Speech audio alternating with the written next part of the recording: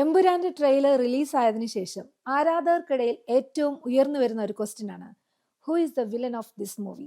ടൊവിനോ ആണോ അല്ലയോ? അതിന് 5 ക്ലൂ ആണ് പൃഥ്വിരാജ് നമ്മൾക്ക് വേണ്ടി ഇട്ട് തന്നിരിക്കുന്നത്. അത് ഏതൊക്കെയാണെന്ന് അറിയണ്ടേ? 1. എന്റെ മക്കളല്ല എന്റെ പിന്തുടർച്ചക്കാർ. എന്നെ പിന്തുടരുന്നവർ ആരാണോ അവരാണ് എന്റെ മക്കൾ. 2. മനുഷ്യജീവന് മുകളിൽ ഒരു രക്തബന്ധത്തിനും വിലയുണ്ട് എന്ന് ഞാൻ കരുതുന്നില്ല. 3. ജാൻവി അല്ലാതെ ഇന്ന് ഈ ലോകത്ത് രക്തബന്ധം എന്ന് പറയാൻ എനിക്ക് ഒരാളേ ഉള്ളൂ അങ്കിൾ. 4. നമ്മളറിയാത്തതെന്തോ സ്റ്റീഫൻ നെടുമ്പള്ളിയുടെ കഥയിലുണ്ട്. 5. ദൈവപുത്രൻ തന്നെ തെറ്റ് ചെയ്യുമ്പോൾ ചെകുത്താനെ അല്ലാതെ വേറെ ആരെ ആശ്രയിക്കാൻ? ഇതാണ് ഇതിൽ കാണിച്ചിരിക്കുന്ന 5 ക്ലൂസ്.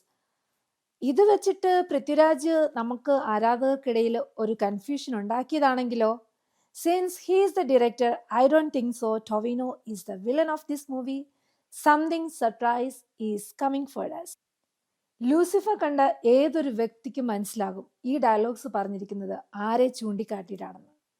അത് എല്ലാവർക്കും അറിയാം, ടൊവിനോ തന്നെയാണെന്ന്. പക്ഷെ ഇതിലെ ക്വസ്റ്റ്യൻ, ടൊവിനോ ആണോ the real villain of this movie?